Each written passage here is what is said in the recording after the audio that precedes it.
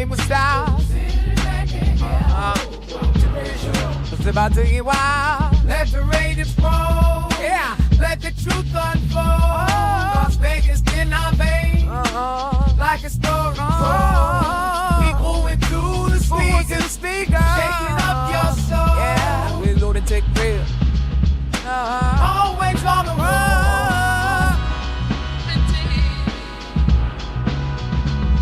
From the strip like two insights, navigate the night. Truth in every state, painted pictures so right. With a brand new secret. Yo, no, listen to the soul star. Pull your organ that you can't ignore. The heart of Vegas need. The voice you can't ignore. Let the Raiders roll. Yeah, let the truth unfold. Las Vegas in our veins, like a story told. Yeah, people went through the speakers, shaking up your soul. The Lunatic Radio Show, always on the road. Skylights in the desert, feel the rhythm of the beat. We're setting in the stage, making history in the heat. Voices rise and fall in a city that never sleeps. Yeah, the radio show keeps spinning, the secrets Vegas keeps. Let the Raiders roll, let the truth unfold. Las Vegas in our veins, like a story told. Yeah, keep moving through the speakers, shaking up your soul. Yeah, the Lunatic Radio Show, always on the road.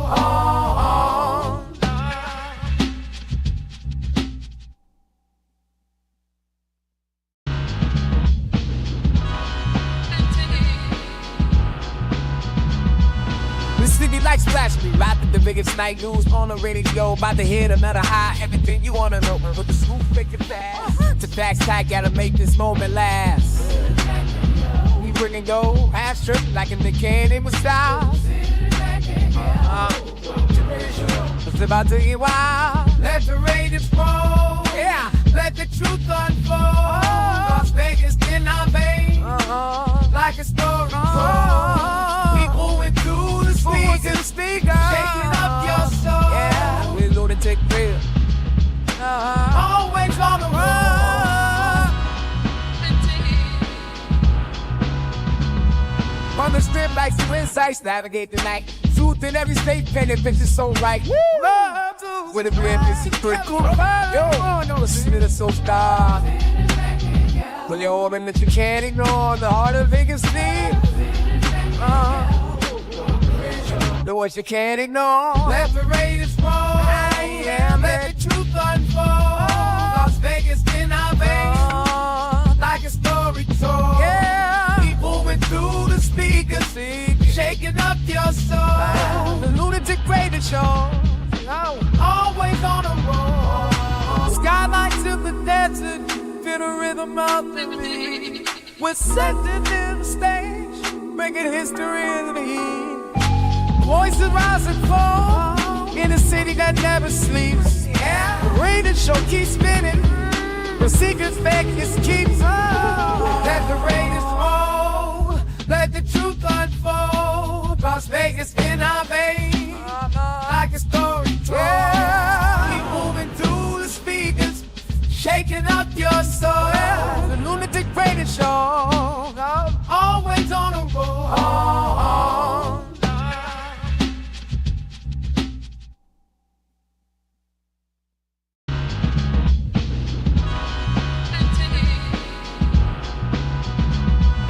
The city like splash me, right the biggest night news on the radio. About to hit another high, everything you wanna know. But the scoop make it fast. To tax tag, gotta make this moment last. We bring and go, half strip like in the candy with style.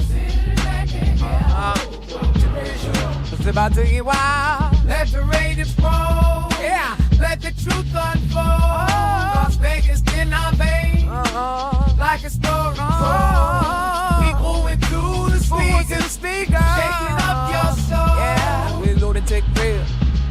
Always on the run. From the strip like two insights, navigate the night.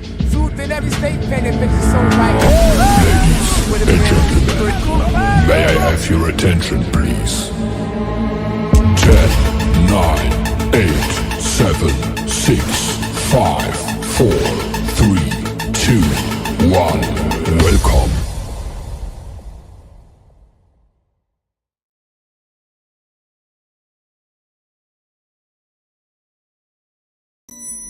They're here. Rise, my nation. Gather around and prepare. Our pride will be restored. Our shadow will fall with wicked damnation. Rise, my nation. Rise. This is your nation. This is our nation. This is the Raider Nation. Can you dig it?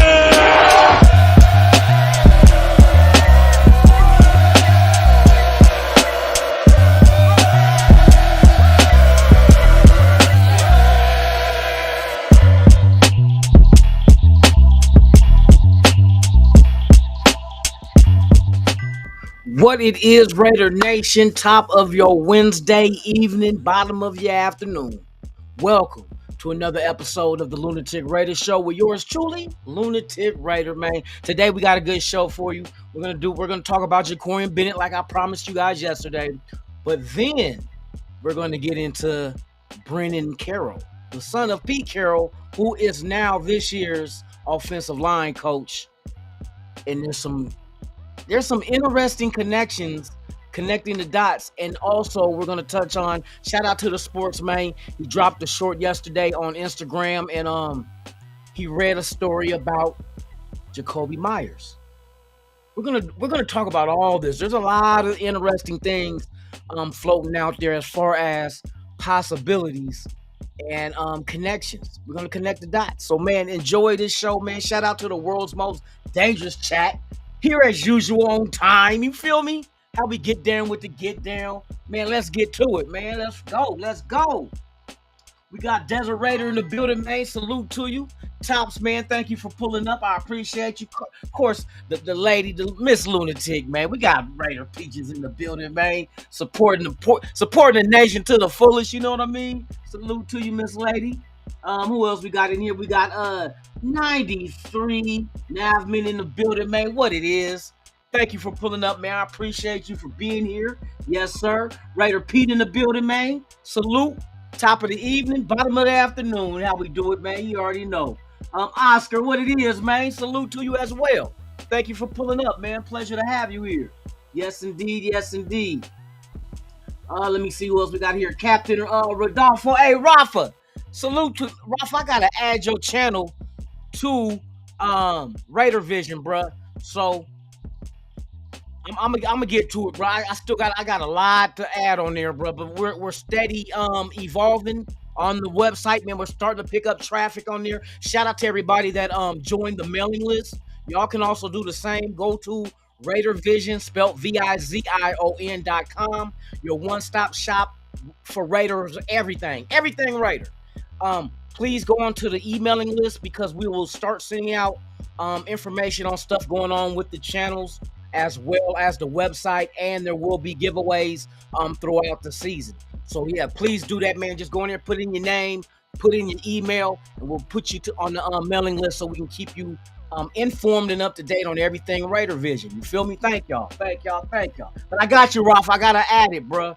There's other ones I gotta add too, man. I'm just going through the whole line of the list because it's not just the YouTube channels; it's people from Instagram and whatever their niche is with Raider content. I'm linking their pages so people that go to the website can go and subscribe to you guys as well, so we can get everybody's numbers up, get the following, just one big community. You feel me?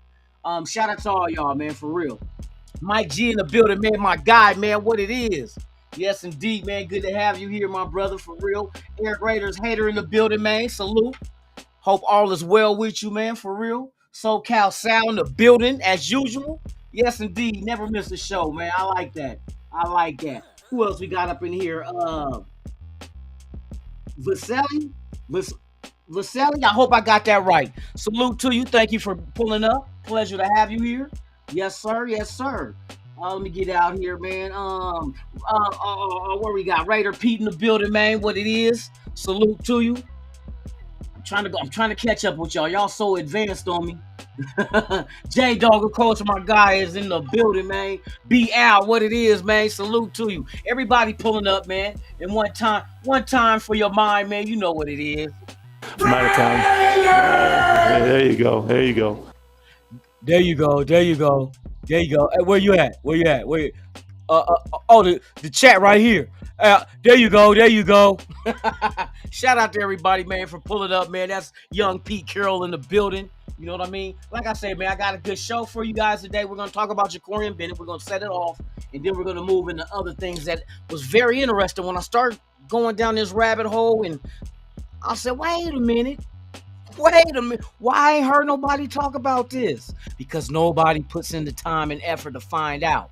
They hear what this guy over here is saying, and then they run with that narrative, or they hear this guy over here, and then they run with that narrative. Nah, Lunatik got you. Thank God gave me a brain, because I sure the fuck be trying to use it. Let's go. Shout out to everybody. Let me see if everybody coming up in the motherfucking house. 1,000, 1,000. All right, here we go, y'all. We're going to talk about Jacorian Bennett. I just want to look at the numbers between 2023 and 2024. Ended in injury against the Miami Dolphins week 11. Had a shoulder injury. Hopefully, and most likely, he's back to full health to get him back on there. But you start seeing him start progressing. And that's all you can ask for is progression from these young guys, especially his rookie year from 2023 to his sophomore year this past season, 2024. So without further delay, man, we're going to get into Jacorian Bennett. As you can see here, did not play a full season's worth of games, but hopefully that'll change this year. And then we'll see what we can also give him help with on the other side with that corner position when you have Lonnie Johnson, Eric Stokes, and God knows who else we add to the mix in the draft. So 2023, he played in 14 games. He had 32 tackles, with 24 of those being solo. He was sacked. He got sacked. He got sacked, but he got no sacks last year. 2023, no forced fumbles, no INTs, but he did have 3 passes defended. Now, his second year, on less games, you start seeing the projections going upward for him, especially with the PDs. He played in only 10 games because, like I said, week 11, he got injured. He had 26 tackles. He would have went up for sure from the previous season of 32. He had 24 solo in 23, but he had 15 and 24 with still 7 games. If he would have had 7 games remaining, you know what I mean? He would have had some shots as getting the solo tackles up, and as well as the total tackles period. He didn't have any sacks, no forced fumbles, INTs. Hopefully, but see, the one thing, even though he hasn't gotten interceptions, his pass defended is impressive. He goes from 3 to 8 in less games. So that I like that one because you're not going to intercept every ball. It would be nice if every ball you got your hand on, you can take home with you. Hey, shout out to all the ladies out there. I know that shit worked for them. That's their operation, boy. If they get their hands on your balls, you going home. You going home. But yeah, man, you would like to be able to intercept every ball that you get your hands on. Damn, that shit sound wild. But to go from 3 pass defended to 8, and like last year, if you go watch the highlights of those or those possessions where he did defend against, bruh, he has a knack for being able to.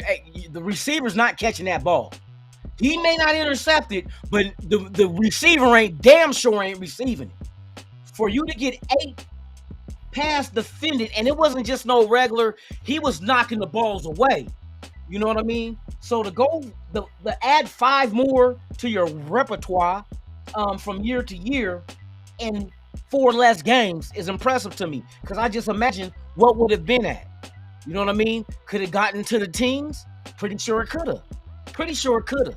The way he was operating. So I look forward, and now here's the very impressive part. You put him with Pete Carroll. You put Jacorian Bennett with Pete Carroll. Pete Carroll, the one that's known for developing the secondary, the corners, and the safeties. What he can create like he did with Seattle, what can he do with us? And they already started. They already started by adding Jeremy Chin. They started by giving an extension to Palomau. You bring in competition with Eric Stokes and Lonnie Johnson. Nice, long, lanky, tall corners and safeties. Jacorian Bennett, 6 foot. He's not no small dude. He looks bigger on the field, if you ask me. Paul's not that bigger to the height. But yeah, it's gonna be interesting year 3. What Jacorian Bennett do we get in year 3 under Pete Carroll? Very, very interesting. Very interesting. Yes, I say so myself. All right. So yeah, that's the thing that I show promise with Jacorian Bennett, especially in the secondary under Pete Carroll. In this system, I don't think we're going to see your typical Patrick Graham defense. He is the coordinator, but I think this is going to be more of a hybrid. And I told you this a few weeks ago that the way it looks to me is that they're trying to build. I ain't gonna say build. You can never duplicate. You can try to come up with your version of it, but you'll never be able to duplicate it. What I see is they're trying to do a Seattle type of secondary. We see that with the height. We see that with the type of characteristics in the safeties and corners that like to hit. That's familiar with Seattle. And then you look up at front and that with the linebackers, and I know we're not done with the linebackers at all. We're going to get them in the draft, believe that. And the front 4 on the defensive line, kind of the characteristics of that kind of reminds me of the Tampa Bay Super Bowl team, because Spytech was there when they built that. You brought in guys that you thought was at the end of their career, were close to it, like Ndamukong Suh. You brought him in. He wasn't an original Tampa Bay Buccaneer. You brought in Jason Pierre-Paul, wasn't an original Tampa Bay Buccaneer. And then you mix that veteranship and still you put a whole group together where you're not just relying on somebody individually, but relying on them, what they add to the team. They built a nice front with with Devin White. That's why Devin White is with us now. Believe it or not, Landon Roberts, everybody looking at, these ain't big names. No, they're not big names. Devin White did his shit with Tampa Bay, but everybody want to judge him for what he didn't do in Philadelphia. The fit in Philadelphia wasn't the same as the fit in Tampa Bay. That's why he succeeded in Tampa Bay, because he was in the right scheme with the right personnel around him. That's what they're trying to do here with the Raiders, I believe. You know what I mean? It takes a guy that's your GM now that came from that, and just like you got Pete Carroll that came from the Legion of Boom with that secondary to come here and try to replicate that here as well.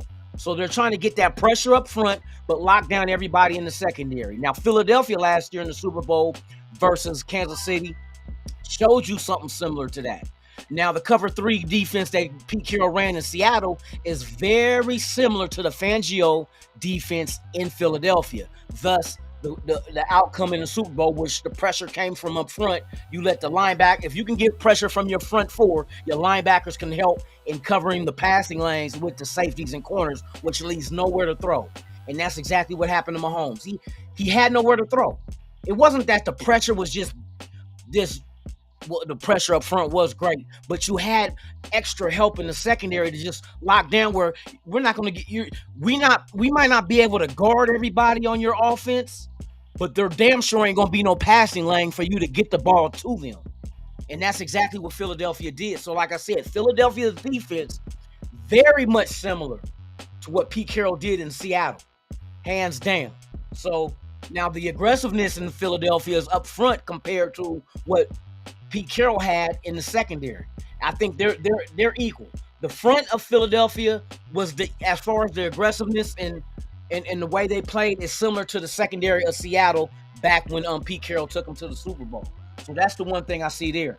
We're gonna go ahead and move on now. Now what we're gonna talk about. This is very, very interesting, ladies and gentlemen.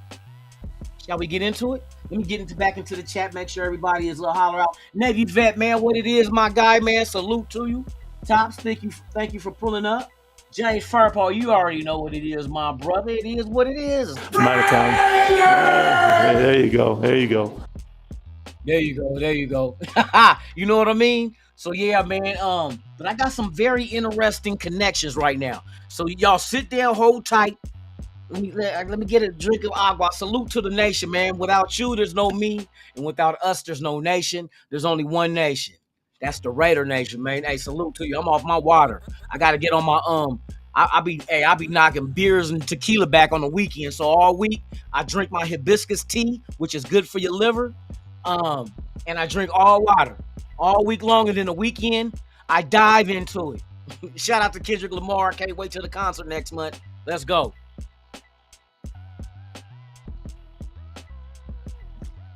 Ain't nothing like cold water, boy. Oh, it just tickles the bottom of your testes. Let's go. All right, y'all, let's continue further. Now, the title of this show is A Corner and a Coordinator, because I'm doing two stories here.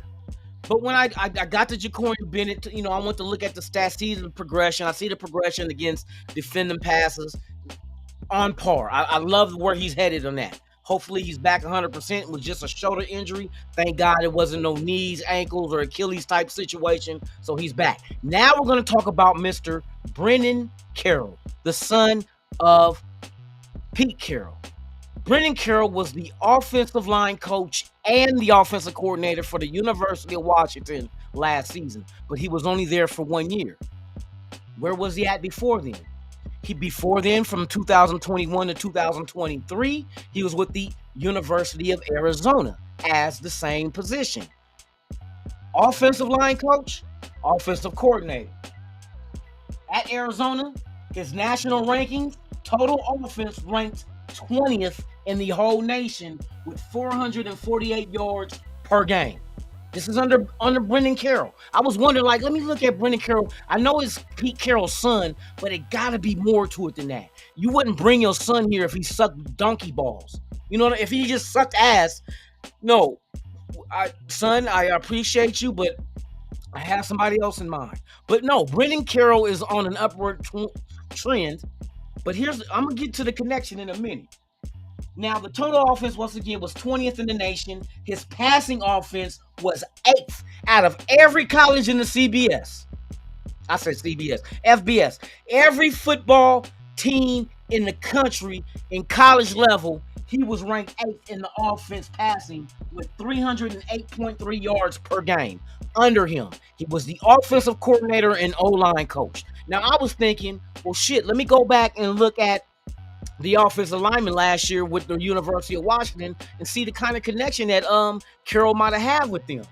And so I looked and I'm like, I didn't see any offensive linemen coming out. I seen a quarterback in the draft, a wide receiver, a safety, no lineman.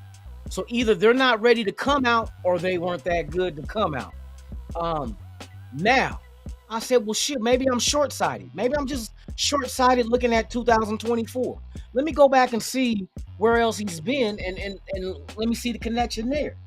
So I get to Brennan Carroll and I go back to Arizona. Like I said, he was there from 2021 to 23. Donkey balls. Yeah, man. So I go back and check him out. Now, shout out to the sportsman. Let me play something. Oh, matter of fact, before I get to that, let me get to the next part. This is who was under Brennan Carroll in 2023. Carroll's last year with Arizona as the offensive line coach and coordinator. This was the best year who McMillan had. Yes, McMillan played under Brennan Carroll. And under Brennan Carroll, he had 90 receptions, 1,402 yards, 15.6 yards per reception, and 10 touchdowns.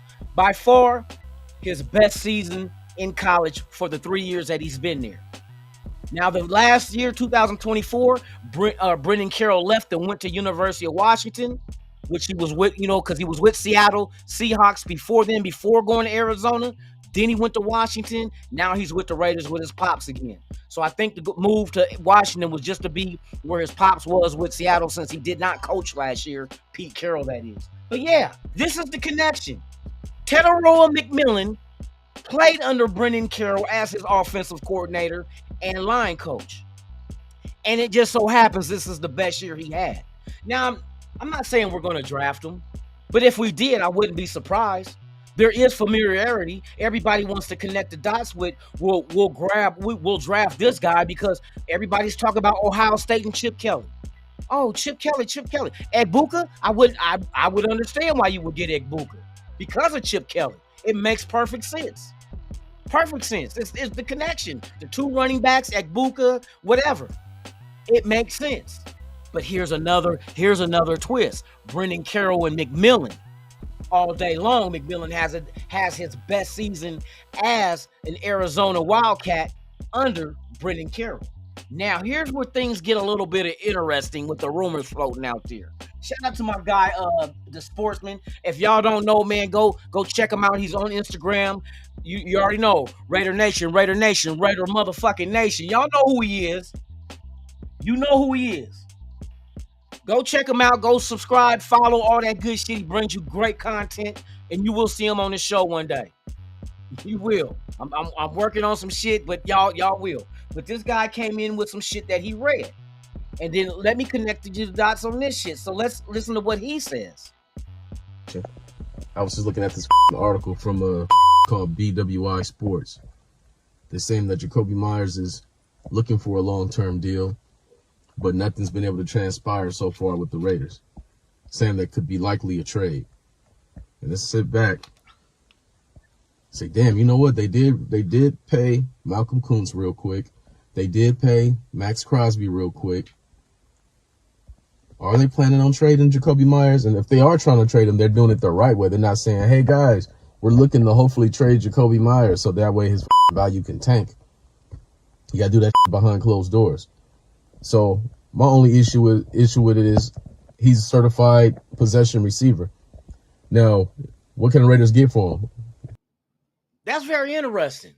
Somebody writes a story that if he does not get an extension, maybe he'll get traded. And everybody's floating out there Tyler Lockett. Now, Sportsman goes on to believe that if Myers gets traded, that a rookie is not suitable to come in and take over that spot. You know what I mean? He has to learn the system and all that. Yeah, I agree. And Jacoby Myers was not our number one wide receiver. Don't forget, we had, 17 here, who didn't want to be here no more. That was our number one. So if I was the Raiders and I'm sitting here looking at everything like, okay, well, you can't really bring in Tyler Lockett because him and Jacoby Myers it's basically the same type of wide receiver. I'm not bringing Lockett in here to be the number one wide receiver at what, 30? What is he? 30? How old is Lockett? 31, 32? We're looking forward to it. I don't, let me see.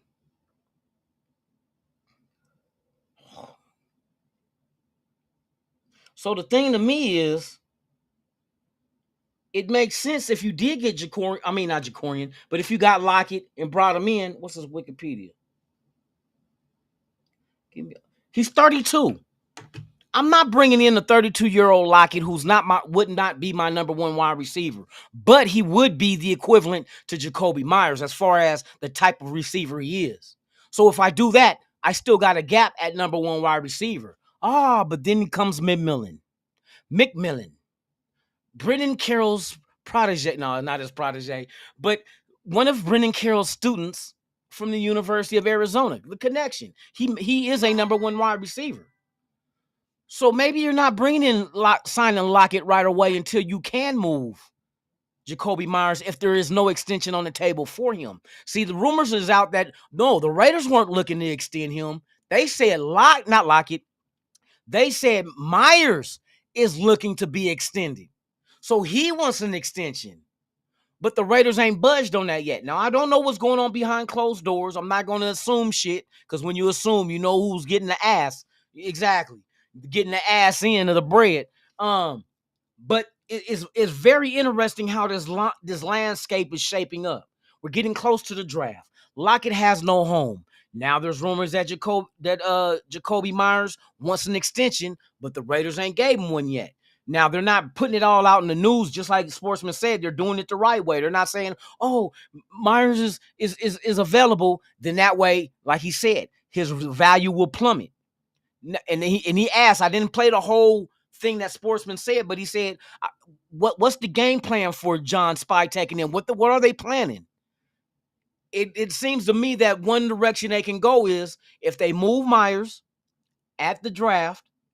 See, because now if nobody knows he's available, his value is up here. You know what I mean? If somebody, you know what I mean? Because I know they're gonna call. I know teams are calling for Myers, bruh. They gotta be. They gotta be. No drops. And maybe Jacoby Myers, the way it is not because he's not productive is why they would move on from him. It's gonna be the magical finances. How much is an extension for Jacoby Myers? What is he looking for? Can I sign Lockett for cheaper than what Myers is looking for? Fuck yeah. If I get a rookie wide receiver at number 1 in there, is that cheaper than going out looking for a $25 million per year wide receiver number 1? Fuck yeah. You keep your salary low. It allows you to address other aspects of this team, other holes. So my thing is, my theory, what could happen, not saying it will, just saying what could happen, is that you move Jacoby Myers, so you don't have to give him what would Jacoby Myers earn? $15 million a year? Between 15, 16, 17, somewhere around there, or lower? 12, 13? What's his value? What does he believe his value is? What would make him happy if we did give him an extension? When we can go get Lockett, and how much? Let me see. I just bit my fucking cheek again. The thing is, what is Lockett's potential earnings compared to what Jacoby Myers' extension will be worth? And can I get the same production? Because Lockett is a good number 2.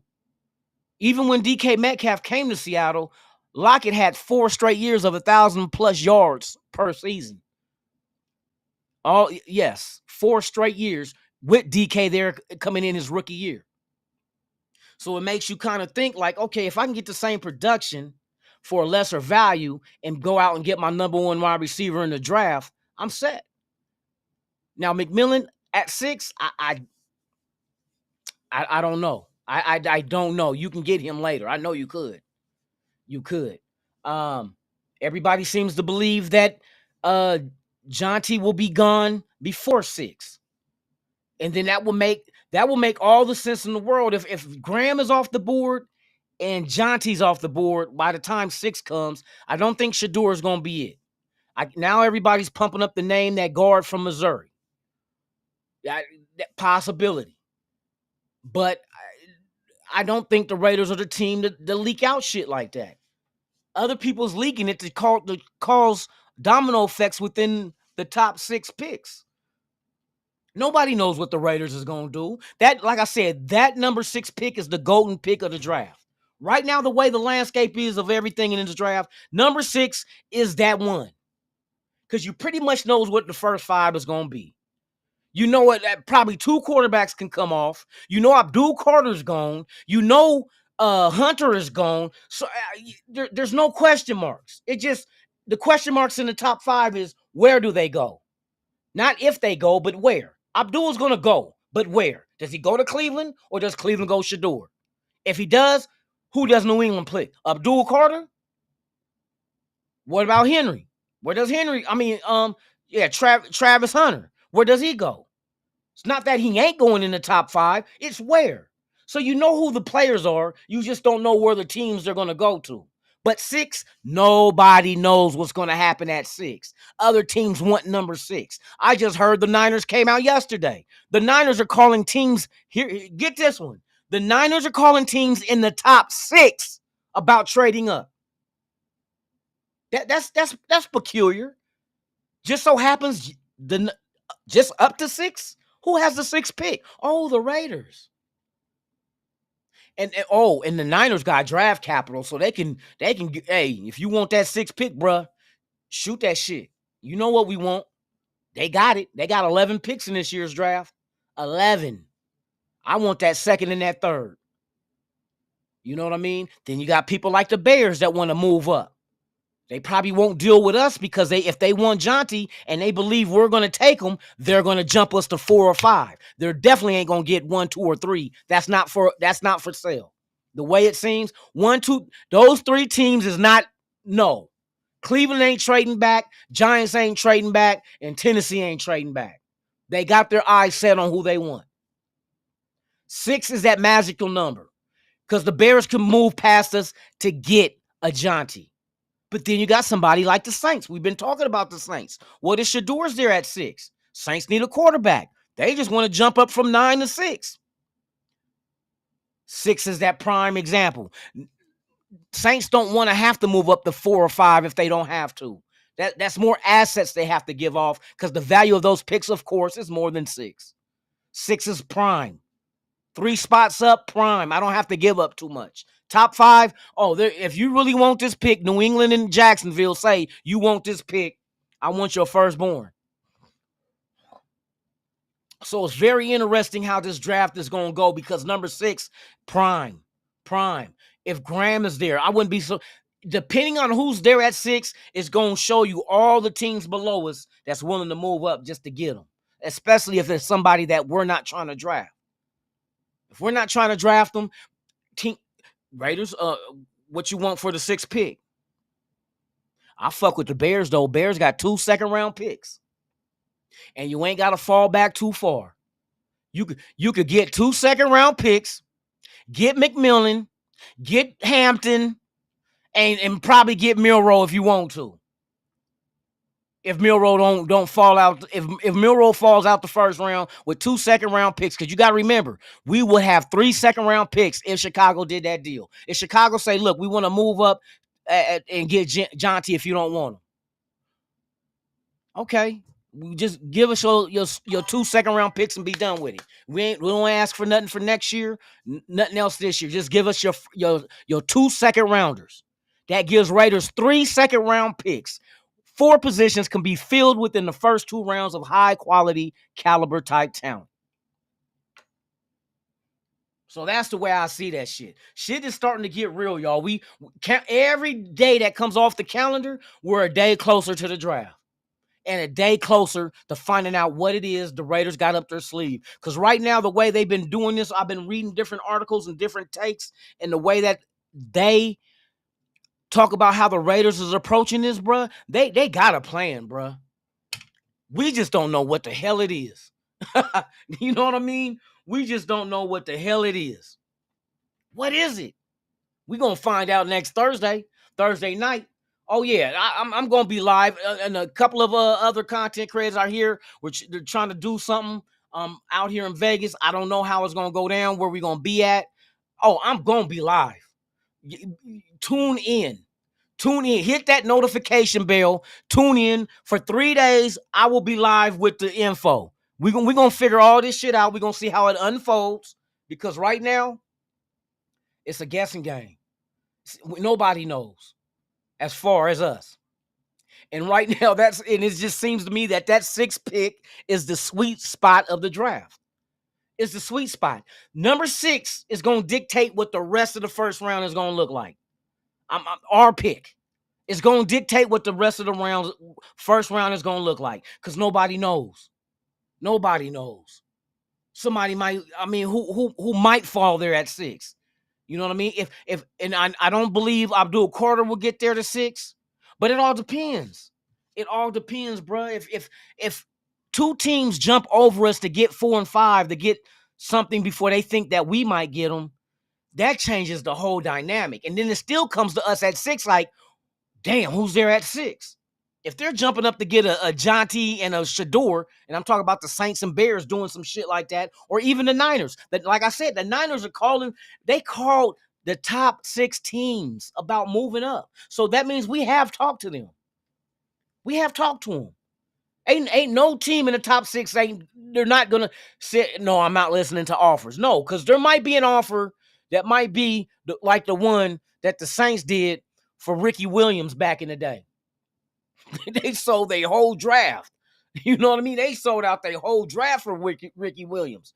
Is Genty that kind of running back to make somebody?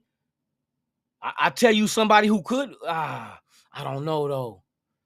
Because Atlanta only has, I think they said they only got 4 picks in this draft. They got the least. So I would look like later on in the draft, Falcons most definitely is a team that you have to keep on the radar for trade backs. With only 4 picks, oh yeah, they got to do something. They got to do something. So trading back for them, whatever round it is, they're definitely in the mix. Let me see, Atlanta Falcons. Current NFL 2025 draft order. Because the Falcons would be very interesting with trade backs or teams trying to move back into a round. Atlanta will be there looking to trade back. You know what I mean? But I want to see exactly where are their picks. So Atlanta got the 15th pick. Now, this is very interesting. Atlanta won't move up. 15 is a nice pick for the Raiders. If the Raiders do trade back and then have 3 second-round picks, just imagine what you can do. Look, let me give you an example. I'm not saying this is going to happen, but if this does and could happen, this is what the Raiders could do. Raiders trade with the Bears. They go from 6 to 10. Bears go get 6. Raiders get the Bears 2 second-round picks. Now the Raiders are at 10. You got Atlanta sitting at 15 with only 4 picks, so I know trade backs are on their fucking menu. Raiders sitting there in the second round. Hold on, I want the per round. What's the second round? Hold on, let me get this draft order.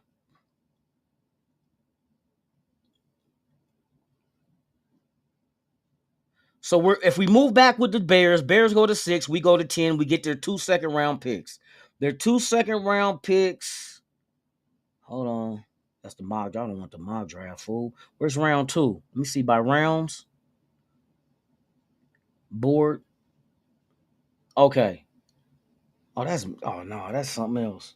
Hold on, y'all. I'm trying to find all the rounds. Because this is interesting now. And things could go down. Not saying that it will, but I'm just giving you an idea of how the Raiders could maneuver this draft. Current.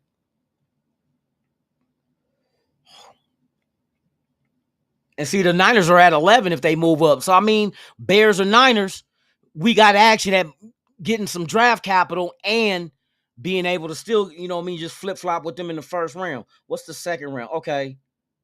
Man, get your ass off the way.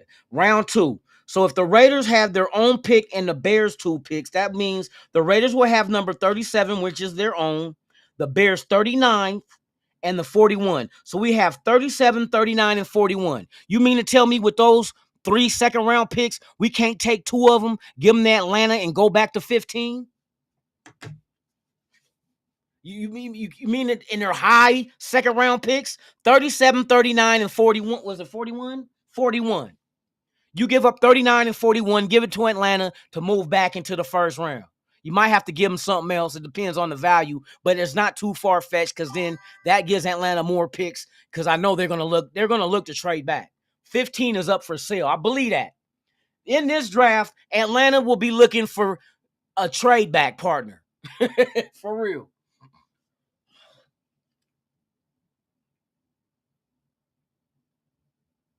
Tragedy turned triumph will be. Just imagine everything we can address. Now, you can either, like I say, trade back into the first to get another high quality. Like, for instance, you do a deal with the Bears. You got their 10. So at 10, who do you pick? Who do you think will be there at 10? Right? Who do you think will be there at 15 at Atlanta's pick? Within 5 spots, you would have 2 picks in the top 15. What can you do with that? What can you do with that? You could do a fucking lot. I'm telling you, you can do a lot. And then when it comes back, you still got your pick in the second round of number 37 that you use on what? A lineman? A linebacker? Jihad Campbell's there? You got options. Or you can just stay pat and keep your 3 seconds and go running back, wide receiver, maybe an offensive lineman or a defensive lineman, or you go linebacker, Jihad, like I mentioned, Jihad Campbell. I like him coverage-wise and being a long, lanky, and nice speed type of linebacker. Stutzman could be later from Oklahoma. You got the young dude from UCLA that's linebacker. I mean, bruh, corners is out there. Wide receivers. You can get 3 of anything you want in the second round on a trade back from 6. Chicago, if you really want Jonty that bad, and if Jonty, we feel like he's of good value, but we can get something, we can still get Hampton or somebody, Martinez or whoever, Judkins, anybody. We can get 2 of them. We can get 2 running backs for the price of 1. And be done with our backfield with the running back situation and still add a wide receiver. 2 running backs and a wide receiver you could take care of in the second round like that just by trading back from 6. And you still, not to mention, will have that first round pick at 10. There's a lot of ways of that's why I said number 6 is going to be that pick. Number 6. 4 and 5 is what you keep your eyes on for the trades because people are going to jump us. People who think that we're going to get the player that they want, like Jonty is going to be a very important piece. If he doesn't go before us and he's there at 6, teams are going to come out the woodwork, bruh. Chicago definitely. You imagine what Chicago's going to offer because they got a first-time head coach that really wants it. They really want Jonty from what I'm hearing. They really want him. Really want him. And the Niners want somebody. I don't think it's Genty, or they wouldn't call all 6 teams in the first part of the draft. Why would you call all 5? You're not gonna, if you can get the number 1 pick, you're not gonna take Jonty number 1 overall. If you get the 3rd pick, you're not taking him 3rd. Not with what's gonna be there. If you get that high, you're gonna have a action at a Hunter Abdul Carter. So why would it be Jonty, folks? It's somebody that the Niners is looking at that's going to be there in top 6. Is it Graham? Could it be Graham on their defense? I don't think McMillan is worth going that high for. So I know they got rid of Debo, Sam. You know what I mean? Like, I know they need wide receiver, but they're not reaching. There's somebody the Niners got on their target. And it's going to be it's either an offensive lineman. It could be, Big Wheel. I like call Big Wheel. It might be Big Wheel. Offensive lineman. Who else the Niners is looking at? Why would they want to go into the top 6? And why is it 6? Why is 6 the bottom of what they're looking like? Somebody's gonna be there. See, they're starting to project now how the draft could fall. And people know that number 6 is a motherfucker, boy. Oh, this is gonna get fun. Oh, this is gonna get fun.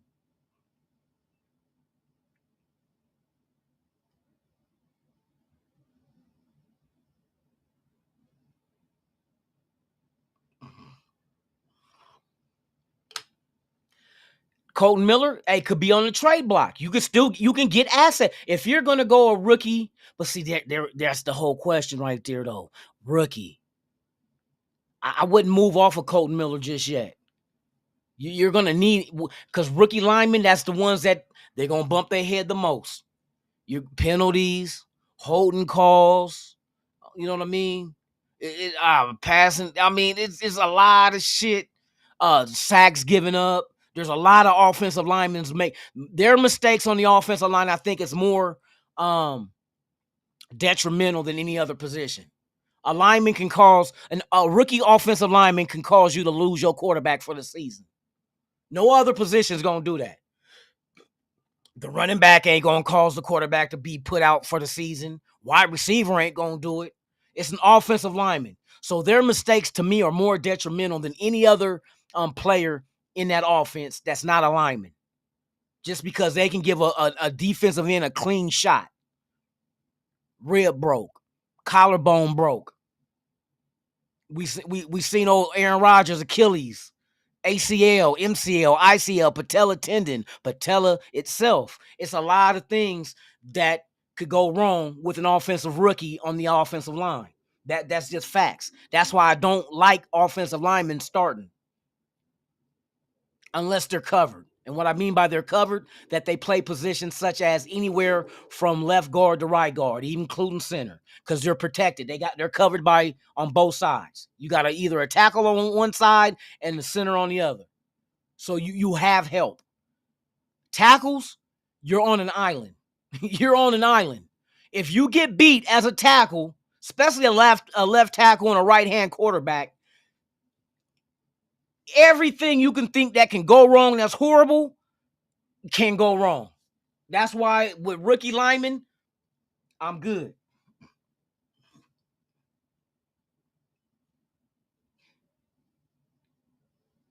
Alec, it's risky. It's very risky. And you got to allow the development process to happen with a rookie too. Like we've seen with JPJ. But he started off at guard. See, guard was his intention. Or the previous people that was running the shit, their intention was having him at guard because you had James. But we let James go. JPJ is our center, hands down. Now what do we do at the guard positions? Now, that going getting a tackle, you could pit Mbu, whatever his name is, put him at right tackle, move DJ Glaze inside to guard. Quick fix. Glaze can play anywhere on the offensive line. Facts. That's a fact. He can play any position and is willing to play any position. He out his mouth. So putting him at guard, a young guy like him, and putting a monster like that at tackle, if you go right tackle with him, it could work. But we got to see. They keep saying that, oh, the Raiders are very interested. We got to make every team in the National Football believe that everybody is a possibility at 6. That's the way you play this game. Everybody in the draft is a possibility at 6. We want every team to believe this, because then they're going to either want to jump ahead of us and push something to us that wasn't supposed to come to us, i.e. Brock Bowers. You know what I mean? Brock Bowers was not supposed to fall to us, but he did because other teams chose players that nobody thought, oh, these motherfuckers picked who? That's going to be the same thing this draft. Watch what I tell you. People going to panic. You're going to have teams that's desperate. When they're desperate, they reach. They don't grab the best available of need. I don't believe in just going best available. Because if 4 straight rounds, the motherfucker tell you the best available when we pick as a running back, ain't no way on God's green earth we going to draft 4 straight fucking running backs in 4 straight rounds. Because that was the best available. Not going to happen. That's dumb as shit. You draft the best available of need. So if the best available after we done got our running backs is a running back, fuck that. Who's next? Who's the next best available that we need? That's how you work the draft. I told you I did a mock draft going best available. I swear, I drafted like 4 straight fucking running backs. This was like 2 years ago I did a mock draft. 4 straight running backs. Because that was the best available at that time when I picked. I said, nope, that's not going to work. You can't do best available and you can't just do need. You got to combine the both. It's a marriage. Best available of need is the best way to go. I guarantee you. You draft that way, you handle your business. You handle your business. I don't know if Genty makes it to 6. I don't know, bro. You got teams out there with draft capital that's trying to jump us. I'm telling you that now. They're trying to jump us. Genty might not make it to 6. If somebody trades to 4 or 5, Genty could be gone. If the Bears move up, it's all kind of shit, bro. Even who else was interested in Genty? It wasn't just the Bears. It was also shit. There was another team that was interested in Jonty at 6. Not at 6, but just period. I know the Bears is one of them. Hold on, what's the draft thing? I'll remember if I see their name. All right, let me see. So after 6, the Jets, Saints, Bears, Dallas Cowboys. That's the other one. Keep your eyes on Cowboys and Bears. It's going to be an arms race for Jonty, and they're going to jump us. They're going to jump us unless we don't want Jonty. If Jonty ain't what we want and we want to accumulate more draft picks, then Jonty is not us at 6. We could deal with somebody at 6 to give up Jonty. That possibly could happen. So, like I said, there's a lot of bullshit, a lot of smoke and mirrors going up out there, trying to get teams to believe that because so far this week, we could still take Shador. Jonty is it. What's the dude? I don't want to fuck dude name up. Mbu, whatever the fuck his name is, the guard, Missouri dude. Now his name is out there. Oh, the Raiders are 3 different fucking names I done heard in a week saying that. Oh, we're gonna take these. We can take these guys at 6. Somebody's blowing smoke up your ass, and whoever came up with that fucking matter of fact, we're gonna all learn today. We're gonna learn something today, y'all. This is classes in session. Classes in session, goddamn it. We're gonna learn this shit. Where did the term blow smoke up your ass come from? According to Gizmodo, back in the late 1700s, however, doctors literally blew smoke up people's rectums. Believe it or not, it was a general mainstream medical procedure used to, among many other things, resuscitate people who were otherwise presumed dead. Hold on. So now we know the truth. Doctors in the 1700s, this is how fucked up mankind was when we were trying to learn and evolve. They actually blew smoke up people's asses to try to resuscitate them when presumed dead. Man, let me die. Hey, if I'm dead, don't blow smoke up my ass to bring me back. See, you always learn something on the Lunatic Raiders show. Come on, y'all. Only I will give you some shit like that. So that's where it come from. That's why I always tell my son, if you don't know something, go find out. Don't just listen to what somebody told you and spread that as gospel. No, we're going to give you the gospel, but it's going to be the truth. So doctors blew smoke up your ass if you was incapacitated and thought to be dead Wow. Thank God we don't live in the 1700s. Oh my God.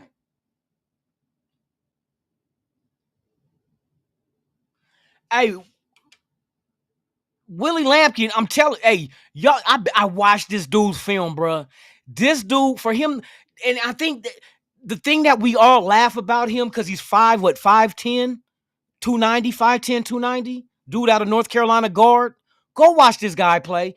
He's one of the main reasons why Omarion Hampton did what he did. And my girl Peaches will tell you, we sat there and we watched his film and we watched Omarion Hampton, and we know, like, and one thing, my girl's not really a great, I ain't gonna say great. She's never really dove into tape and broke down until, we sat down and did it. And she was mentioning at the running back position. She was like, Jonty is very impressive compared to Hampton. She said Jonty earned his yards. He was getting touched and was breaking them tackles and making yards. Hampton had wide open gaps. And Lampkin was one of the reasons why. I think it's because he's so much under their pad level that his low center of gravity and his girth, he stands fools in their tracks, bro. I done seen him bully fools. Like, hey, Lampkin, y'all can sit there, and the only reason why Lampkin is not considered to go high is because of his height. The same way they do Dylan Gabriel. Watch what I tell you on those 2 players. Them 2 players are going to be sure shot stars. I ain't going to say like Hall of Famers, but I'm saying stars as far as what you guys labeled them as. Not you guys, I'm saying the media in general, what they labeled them as because of their height. Sometimes a dog is a dog, regardless. You know what I mean? He might be a hitter. At least he's not curved out. You know what I mean?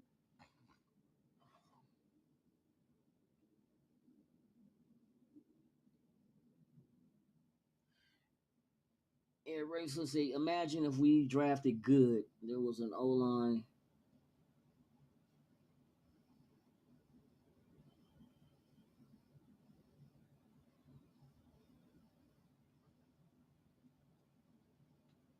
Three good picks that he did take. Tyree Wilson, like I said, I don't think he's dead to rights yet. I don't think he's dead to rights yet. Nope. I don't believe that shit. You gotta you gotta exhaust him fully before you just say, you know what, it's over. I told y'all what the deal was with him because they said it from the get-go. Year one, he was not supposed to play. Chandler Jones was starting at that defensive end. We knew this. They took a ticket on him. The doctor said that it's going to be a year for him to even be close, not 100%, but be close to. It's going to take a year on the surgery he had on his foot. And considering that he wasn't low 5'6", 140-pound player, he was 6 foot plus and pushing 300, 200 and whatever it was. He was 60, 70. That's a lot of weight to be over a foot. You got to remember, the foot is the last thing to carry all your weight. All your weight. You go to the knee doesn't carry all your weight. It carries everything above the knee. So we're talking about the lower extremities of a leg. A knee, it pulls, when it pulls up, it carries it, but not on its back. It's not on top of it as a joint. The foot is taking all your weight. So if your feet go, you're done. So they was going to sit him out that whole rookie year. Last year was his rookie year. He had 3.5 sacks. You know what I mean? As a rookie, that, you know what I mean? And to be because we knew that Kuntz had it on lock before Tyree even came, but that injury. You know what I mean? But now there's competition. Now Tyree has to go earn it. And that's what all you want. Now let's see if he earns it. Wasn't no competition last year. Who was the competition at that other defensive end spot without Kuntz there? They was bringing motherfuckers off the practice squad. He was competing with practice squad players. I mean, let's keep it a buck. Now they're going to push his ass. Kuntz is going to push his ass. What are you made of, Tyree Wilson? You know what I mean? What are you made of? And this is where we find year 3 now is actually his year 2, but we're going to find out with the competition with Kuntz here, who going to get that spot. Now we're going to see where his heart is at. Do we got to blow smoke up his ass to resuscitate him? You know I'm going to be using that shit now. Do we have to blow smoke up his ass to resuscitate him? Raise your hand in the chat if you want to be the one to blow smoke up Tyree Wilson's ass to resuscitate his career. They're going to say, with a straw? Hell, fuck, not even with a straw. What if you cough and you suck in? What happens if you sneeze and you breathe in and